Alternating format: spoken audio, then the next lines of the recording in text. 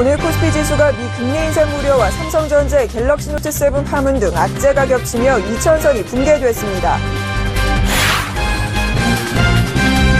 현대차가 수소전기차 대중화를 위해 올해 말 수소전기차를 이용한 택시와 카쉐어링 시범 사업을 시작합니다. 이달말 김영란법 시행을 앞두고 은행권에서 제공하는 모바일 더치페이 서비스가 주목받고 있습니다. 배당주 투자 시기가 기존의 11월에서 9월로 2개월가량 앞당겨졌습니다. 인기 배당주의 주가도 벌써 강세를 보이고 있습니다.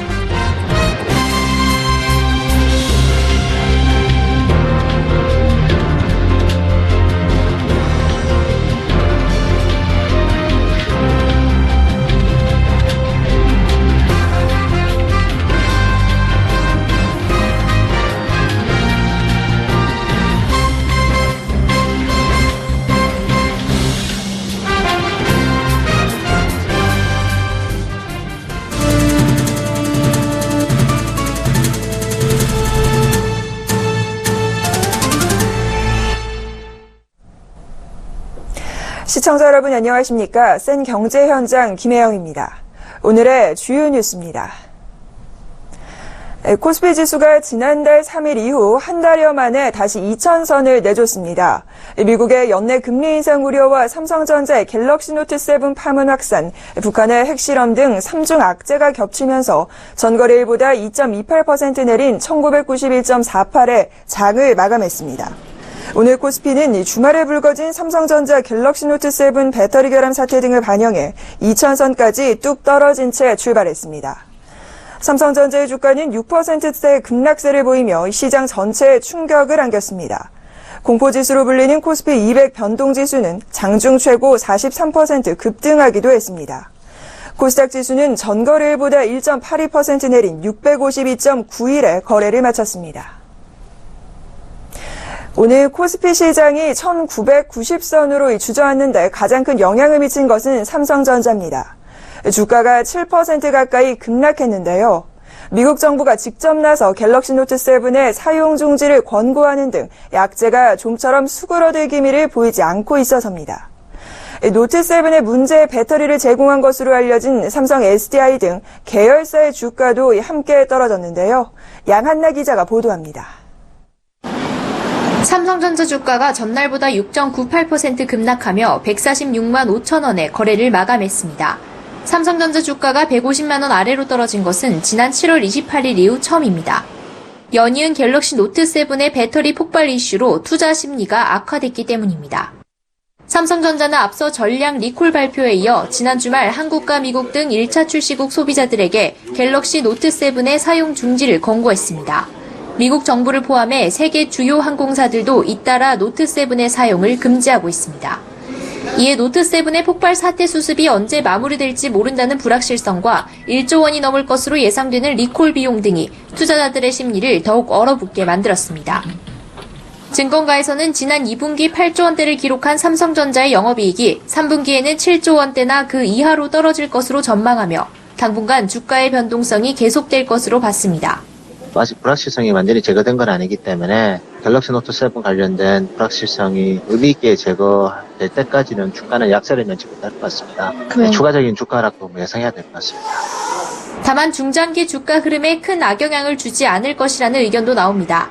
휴대폰을 제외한 나머지 사업 부문이 호실적을 보이고 있고 리콜 등 사태가 일단락되면 실적이나 주가는 다시 안정을 되찾을 것이라는 전망입니다. 한편 오늘 삼성전자와 같은 계열사 부품주들의 주가도 동반 급락했습니다. 노트 7의 배터리와 카메라 등을 제공한 삼성 SDI는 5.85%, 삼성전기는 7.56% 급락했습니다. 서울경제TV 양한나입니다. 추석이 사흘 앞으로 다가온 가운데 유통업계에서는 이색 추석 선물로 소비자들의 눈길을 사로잡고 있습니다. 전통적인 선물용품 외에 실용성과 가성비를 중시하는 소비 트렌드가 반영되면서 특색 있는 상품들이 소비자들의 선택을 기다리고 있습니다. 박미라 기자가 보도합니다. 소비 침체가 장기화된 데다 김영란법 시행을 앞둔 영향에 유통가에선 실용성과 가성비를 겸비한 제품을 내놓고 있습니다. 대형마트에서도 5만 원 이하 선물 세트의 구성을 늘리는 한편 아이디어 상품을 선보이며 저마다 차별화를 강조하고 있습니다. 이마트는 컬래버레이션 세트의 비중을 지난해보다 확대 운영한다는 전략입니다. 컬래버레이션 세트는 이른바 궁합이 잘 맞는 두 제품을 함께 판매하는 것으로 한우와 명이나물을 함께 판매하거나 와인과 치즈를 하나의 세트로 구성하는 제품입니다. 지난해 20종의 선물 세트를 준비했는데 반응이 좋아 38종으로 늘렸습니다. 요즘 트렌드는 시속형 세트가 많이 이제 판매되는 현상이고 더불어서 콜라보레이션이 새로 출시돼서 고객님들에게 많은 좋은 호응을. 롯데마트는 가격을 낮추고 실용성을 높인 실속형 세트를 준비함과 동시에 최고급 한우를 사용한 쿠킹 컬렉션 한우 세트도 선보였습니다. 옥션은 고가의 선물보다 합리적인 가격대의 소비자들을 겨냥한 실속형 제품과 부모님을 위한 효도 선물 아이템을 선보였습니다. 또한 반려동물을 위한 선물 세트를 준비해 눈길을 끌고 있습니다. G마켓 역시 가성비가 우수한 선물 세트 수요가 증가할 것을 예상하며 아이들을 겨냥한 장난감 시리즈를 이색 상품으로 준비했습니다. 민족 고유의 명절 추석이 사흘 앞으로 다가온 가운데 유통업체들은 저마다 특색 있는 제품을 출시하며 치열한 각축전을 벌이고 있습니다. 서울경제TV 박미라입니다. 현대차가 수소전기차 대중화에 팔을 걷어붙였습니다. 수소전기차는 화석연료를 사용하지 않아 엔진이 없고 전기차와 달리 외부의 전기 공급 없이 수소와 산소를 반응시켜 만든 전기로 움직입니다. 올해 말부터 울산에서는 수소전기차 택시를, 광주에서는 수소전기차 카쉐어링 차량을 내놓을 예정입니다. 앵커 리포트입니다. 현대차는 오늘 정부 세종 컨벤션센터에서 울산시와 수소전기차 택시 시범사업, 광주시와는 수소전기차 카쉐어링 시범사업 MOU를 맺었습니다. 오염물질 배출이 전혀 없는 차세대 친환경 이동수단인 수소전기차 보급을 위해서입니다. 우선 현대차는 11월까지 울산에 투싼 IX 수소전기차 택시 10대를 투입하고 내년 상반기 5대를 추가할 예정입니다. 충전은 울산 남구에 있는 매암 충전소에서 가능하지만 내년에 2개의 충전소를 추가로 만들 계획입니다. 수소전기차 택시 요금은 일반 택시와 같은 수준으로 검토하고 있습니다. 또한 현대차는 광주에서 수소전기차 카쉐어링 시범 사업을 시작합니다. 수소 충전 인프라는 광주 진곡산업단지 내 충전소와 현재 구축 중인 동곡 충전소를 이용할 수 있습니다. 전용 주차장은 기차역과 대학가 등 유동인구가 많은 지역으로 확보하고 초기 투입되는 수소차는 15대입니다. 택시는 가장 가혹한 내구를 요구하고 있거든요. 택시를 통해서 저희가 진짜 이 차가 일반 실생활에서 충분히 사용 가능성이 있는지를 확인하고. 수소전기차는 충전 시간이 약 3분 정도로 짧고 1회 충전 주행 거리도 400km를 자랑합니다. 특히 수소전기차는 고성능 공기 필터가 장착돼 있어 수소차 한 대로 중형 디젤차 2대가 내뿜는 미세먼지를 정화할 수 있습니다. 서울경제TV 김혜영입니다. 김영란법은 공직자와 언론인 등이 직무와 관련된 사람으로부터 3만 원이 넘는 식사를 제공받지 못하도록 규정하고 있습니다. 이 금액이 넘더라도 각자 돈을 나눠낼 경우에는 적용 대상에서 제외되는데요. 이달 말 시행이 코앞으로 다가오면서 은행권에서 제공하는 모바일 더치페이 서비스가 주목받고 있습니다. 정훈규 기자가 보도합니다. 고급 식당이 아니더라도 최근 식당에서 안창살 시세는 100g에 2만 원 내외. 통상 150g을 1인분으로 계산하는 것을 감안하면 다른 주문 없이도 김영란법 기준이 되는 3만 원에 육박하거나 초과합니다. 다만 참석자들이 금액을 나눠낼 경우 처벌 대상에서 제외됩니다. 따라서 김영란법이 시행되면 더치페이 문화가 확산될 것으로 보입니다. 하지만 현찰 사용이 많지 않은 요즘 매번 더치페이를 하는 것도 쉽지 않은 일입니다. 이 때문에 은행권에서는 김영란법을 앞두고 모바일 앱을 통해 더치페이를 쉽게 할 수 있는 서비스를 속속 선보이고 있습니다. 우리은행은 모바일 은행인 위비뱅크를 통해 더치페이 서비스를 제공하고 있습니다. 모임 이름과 참석자, 총액만 작성하면 자동으로 회비가 계산돼 참석자들에게 알려주고 납부 현황까지 관리해줍니다. KB국민은행의 모바일 플랫폼 리브는 일상생활에서 흔히 있는 현금 거래를 스마트폰에서 모두 해결할 수 있게 했습니다. 더치페이와 경조사, 모임 등의 기능을 통해 일정과 자금 관리를 지원합니다. 농협은행은 지난달 선보인 오런뱅크에 더치페이와 함께 여러 명에게 송금 기능을 내놨습니다.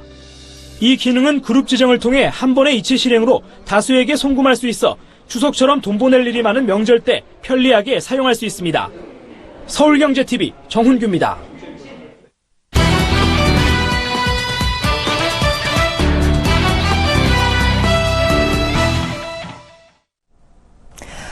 배당주 투자 시즌이 돌아왔습니다. 국내 기업들은 대부분 12월에 결산하기 때문에 연말이 다가올수록 배당주를 찾는 투자자들이 늘어나고 인기 배당주의 경우 이 주가도 강세를 보이는데요. 전문가들은 배당주 프리미엄이 아직 주가에 반영되지 않은 9월에서 10월을 투자 적기로 보고 있습니다. 그래서 오늘 투데이 포커스에서는 유망한 배당주에는 어떤 종목들이 있는지, 또 배당주 펀드 중에서는 어떤 펀드가 좋은지 보도국 김성훈 기자와 함께 알아보겠습니다. 어서 오십시오. 네, 안녕하세요. 네, 아직 9월인데 벌써부터 배당주 투자에 관한 관심이 상당히 높습니다. 어떤 종목들 눈여겨보는 게 좋을까요? 네, 올해는 상장 기업들의 실적이 예년보다 더 좋을 것으로 예상이 되면서 배당주에 대한 관심도 지난해보다 더 일찍 나타나고 있습니다. 전문가들은 기업들의 잉여 현금 흐름이 좋아지고 있어 배당을 확대할 가능성이 크다고 말합니다. 잉여 현금 흐름은 기업이 벌어들인 돈에서 각종 비용과 세금, 투자금 등을 빼고 남은 현금을 말하는데 기업은 이 돈을 배당금으로 쓰거나 인수합병 등을 위해 남겨둡니다.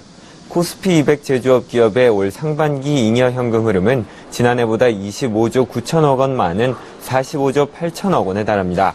배당주의 인기가 시작되면서 증권사들도 유명한 배당 투자 종목들을 추천하고 있는데요. 하나금융투자는 지난해 배당 수익률과 실적 흐름을 고려해서 아주캐피탈, 우리은행, 동양생명, 삼성카드, 두산, 포스코 등을 추천했고 대신증권은 코스피 200 고배당 지수에 편입된 기업 중 하반기 순이익 개선과 기말 배당 수익률 2% 이상을 기준으로 GS, 한화생명, LF 등을 꼽았습니다. 교보증권은 하이트진로, NH투자증권, 기업은행, S-오일, 현대차, LS산전 등의 배당 수익률이 높을 것으로 전망했습니다. 네, 사실 이 개인 투자자들은 기관이 과연 어떤 종목을 주목하고 있는지 이에 관해서 관심을 갖는 경우가 상당할 텐데요. 사실상 기관은 어떤 배당주들을 사들이고 있나요? 네, 올 하반기 들어서 기관 투자자들이 가장 선호한 배당주는 현대자동차입니다. 지난 7월 1일부터 9월 9일까지 무려 2,624조 원에 달하는 주식을 사들였는데요. 금융투자업계에서는 지난해 2.7%의 배당 수익률을 기록한 현대차가 올해는 3.1%의 배당 수익률을 기록할 것으로 전망하고 있습니다. 현대차 주식을 100만 원어치 산다면 3만 1,000원의 배당금을 받을 수 있다는 의미입니다. 기관은 현대차 외에도 삼성화재, KB금융, 현대증권, KT, 포스코, 하나금융지주 등 7개 고배당 주식을 각각 1,000억 원 넘게 순매수했습니다. 네, 그렇군요. 사실 투자처로 이 배당과 관련된 종목을 확인해 본다면 또 배당주 펀드에 관해서도 고려하지 않을 수 없을 텐데요. 어떤 유형의 배당주 펀드가 좋은 수익률을 보이고 있습니까? 네, 배당주에 직접 투자하기가 꺼려지는 부담스러운 투자자분들이라면 배당주 펀드가 좋은 대안이 될 수 있는데요. 여러 종목을 담기 때문에 비교적 안정적인 수익을 얻을 수 있기 때문입니다. 지난 6일 기준 국내 배당주 펀드는 총 69개입니다. 한화아리랑 고배당주 ETF가 최근 1년간 21%의 수익률로 선두를 차지했고 베어링 고배당 플러스가 14.9%, 키움 코세프 고배당 ETF가 14.3%로 뒤를 이었습니다. 미래에셋 배당 프리미엄도 13.8%로 수익률 상위권을 기록했습니다. 네, 배당주 펀드들 가운데서도 사실 이 성장성에 집중한 종목보다는 이 가치와 관련된 것을 담는 전통적인 의미의 이 배당주 펀드에 투자하는 것이 또 유리할 수도 있다고요? 예, 맞습니다. 올해는 기업의 성장성을 노리고 투자를 하는 액티브 펀드보다는 정기적인 배당에 중점을 둔 펀드의 실적이 훨씬 더 좋았습니다. 펀드 유형별 수익률 계산 결과를 보면 가치형이 13.4%, 혼합형이 6.7%, 성장형이 마이너스 6.3%로 성장형에 무게를 둘수록 수익률이 떨어지는 모습을 보였습니다. 금융산업재를 주로 담는 전통적 고배당주 펀드가 지난 1년간 더 나은 성과를 낸 것인데요. 당분간은 정보기술, 은행, 건설기계 등 경기 민감형 펀드의 강세가 이어진다는 것이 업계의 분석입니다. 펀드 규모별로 보면 대형의 경우 11.1%로 최근 1년 수익률이 가장 높았고 멀티캡, 중소형, 소형 등이 각각 6.6%, 3.9%, 2.9%로 규모가 작을수록 수익률이 낮았습니다. 전문가들은 미국 금리 인상 등으로 증시 변동성이 커질 수 있기 때문에 대형 배당주 위주로 투자하는 게 안정적이라고 조언합니다. 네, 오늘은 배당주 투자 시즌을 맞이해 높은 수익률이 기대되는 배당주와 배당주 펀드에 관해 보도국 김성훈 기자와 자세한 이야기 나눠봤습니다. 오늘 말씀 고맙습니다. 고맙습니다.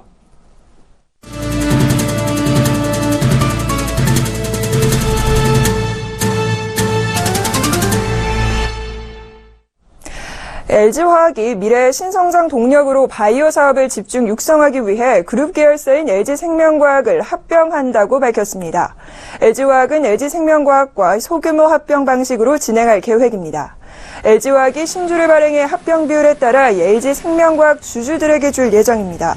LG화학과 LG생명과학은 향후 11월 28일 합병 승인 이사회 및 주주총회 등을 거쳐 2017년 1월 1일자로 합병을 완료할 계획입니다.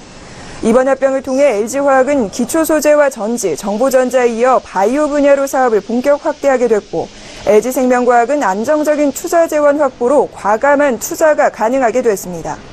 LG그룹의 지주회사 체제 전환을 계기로 분리됐던 LG화학과 LG생명과학이 이번 합병을 통해 15년 만에 합쳐지게 됐습니다. 최은영 유스홀딩스 회장이 한진해운 법정 관리로 인한 물류 대란을 해결하기 위해 사재 100억 원을 지원하기로 했습니다. 유스홀딩스는 오늘 최 회장이 보유 중인 유스홀딩스 주식을 담보로 금융권에서 차입하는 방식으로 100억 원을 확보해 수일 내 지원할 예정이라고 밝혔습니다. 또 조건 없이 신속히 지원한다는 원칙하에 한진해운과 협의해 적절한 방법으로 제공할 계획이라고 설명했습니다. 2006년 남편인 조수호 전 한진해운 회장이 별세한 후 2007년 회사 경영권을 승계한 최 회장은 해운 경기의 장기 침체 속에서 무리하게 고가 선박 용선을 하는 등 부실 경영을 하다 2014년 5월 인적 분할 형식으로 경영권을 한진그룹에 넘겼습니다. 한진해운 법정 관리 이후 최 회장은 거액의 건물 임대료와 급여를 받으면서도 한진해운의 유동성 위기를 초래한 전 경영자로서 책임을 외면하고 있다는 비판을 받아왔습니다. 추석 이후 신규 분양 물량이 대거 공급될 예정이어서 분양 시장의 청약 열기가 지속될 전망입니다. 하지만 인기 지역과 비인기 지역의 청약 쏠림 현상은 여전할 것으로 예상되는 만큼 투자자라면 주의가 필요합니다. 보도에 정찬신 기자입니다. 오는 추석 이후 분양시장에선 16만 8천여 가구가 쏟아집니다. 부동산 114에 따르면 추석 이후 연말까지 전국에서 일반 분양 14만 3,500여 가구, 임대 분양 2만 4,500여 가구가 공급됩니다. 건설사들이 미분양이 쌓이기 전 분양을 서두르고 있는 데다 추석 연휴를 피해 연기했던 물량들도 대거 쏟아내면서 추석 이후엔 분양 랠리가 이어질 전망입니다. 서울에선 재건축 단지를 중심으로 2만 6,500여 가구가 분양됩니다.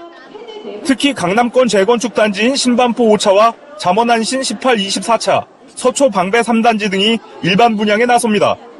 수도권에선 연말까지 경기 6만 6,900여 가구, 인천 9,100여 가구 등이 분양을 앞두고 있습니다. 경기 광주시 태전 7지구 힐스테이트 태전 2차와 안산시 고잔지구의 그랑시티자이가 분양을 기다리고 있습니다. 지방에서도 청약 훈풍이 불었던 부산에서 8,500여 가구가 분양될 예정입니다. 전문가들은 대전이나 충남 등 일부 지역을 제외하곤 인기 지역의 분양 열기는 연말까지 이어질 것으로 전망하고 있습니다. 정부가 가계부채 대책을 내놨지만 수요 억제책이라기보다는 공급자 억제책이기 때문에 당분간 분양시장의 특수는 지역을 양극화하는 이때 이어질 것으로 판단됩니다. 전문가들은 분양시장과 함께 매매시장에서도 서울 재건축과 수도권의 아파트값 강세는 당분간 이어질 것으로 예상하고 있습니다. 한편 국토교통부에 따르면 8월 기준 주택 거래량은 9만 8천여 건으로 8월 거래량으로는 사상 최고치를 기록했습니다. 서울경제TV 정창신입니다. CJ그룹이 이재현 회장 사면 이후 처음으로 대대적인 승진 인사를 단행했습니다. CJ는 오늘 김철아 CJ 제1재단 대표이사를 부회장으로, 박근태 CJ 대한통운 공동대표이사를 사장으로 각각 승진시키는 등 그룹 내 임원 승진 인사를 단행했습니다. 김철아 대표이사는 지난 2007년부터 대상에서 CJ 제1제당으로 자리를 옮긴 뒤 2011년부터 대표를 맡아왔는데 CJ 내부 인사로는 처음으로 부회장으로 승진했습니다. 이번 승진 인사 인원은 모두 50여 명으로 지난해 33명에 비해 대폭 늘었고 인사 시점도 석 달가량 앞당겨졌습니다.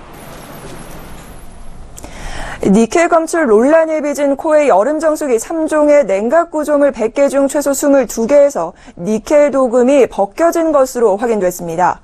민간합동 제품결합조사위원회는 오늘 니켈 검출 논란을 빚은 코웨이 얼음 정수기 3종을 조사한 결과 해당 정수기 냉각 구조물의 구조와 제조상 결함으로 증발기의 니켈 도금이 벗겨진 것으로 드러났다고 밝혔습니다. 조사인은 문제가 된 얼음 정수기에서 검출된 최고 수준 농도의 니켈이 함유된 물을 계속 사용할 경우 니켈 과민구 인해서 피부염 등이 생길 우려가 있다고 설명했습니다. 국가기술표준원은 이들 3종 제품에 대해서는 제품 수거 등의 행정처분을 내릴 예정입니다. 다만 코웨이가 이미 자발적 리콜을 통해 해당 제품의 96% 이상을 자체 회수했다고 밝힌 만큼 정부는 아직 수거되지 않은 제품에 대해 적극적으로 회수할 수 있도록 점검할 계획입니다. 저축은행에서 사익돌 대출을 받은 대출자의 65%가 신용등급 7에서 8등급의 저신용자인 것으로 나타났습니다. 오늘 금융위원회에 따르면 30개 저축은행이 지난 6일 사익돌 대출을 출시한 뒤 4영업일 동안 334건, 30억 1천만 원의 대출이 이루어졌습니다. 대출자의 신용도를 보면 6등급이 22.1%, 7등급 55.2%, 8등급 10.2%로 6에서 8등급이 대부분이었습니다. 통상 신용등급이 7등급 이하면 은행 대출이 거절됩니다.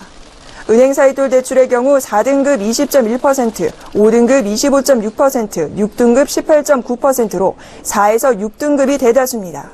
1인당 평균 대출액은 875만 원으로 은행권 사이 대출의 1,061만 원보다 186만 원 적었습니다. 대출 금리는 전체 대출 건수 중 65.7%가 연 15%에서 17%였습니다.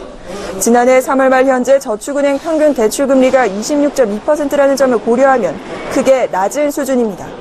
그러나 대출 건수의 80%가 연 6에서 8%대 금리를 적용받은 은행권 사익돌 대출보다는 금리가 높았습니다.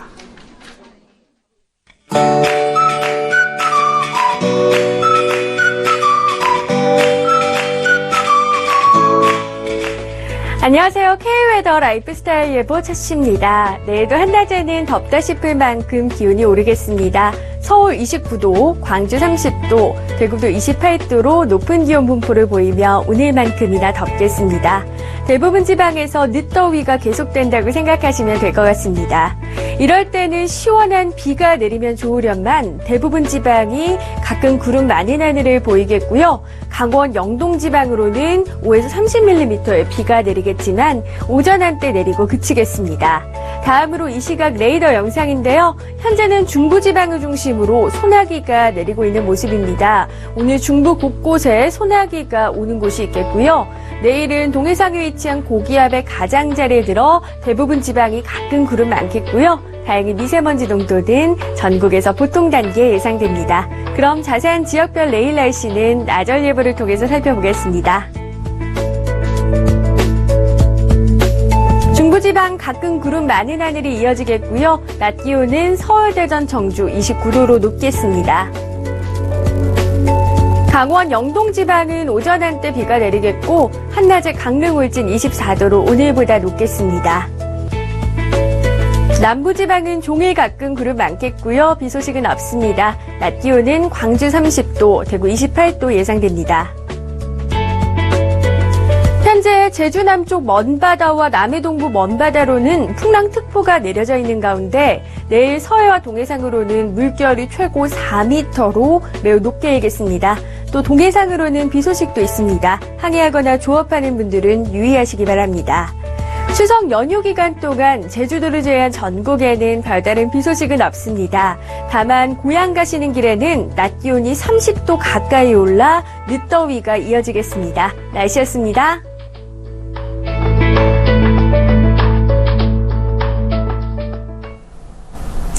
네, 센 경제 현장 오늘 준비한 소식 여기까지입니다. 시청해주신 여러분 고맙습니다.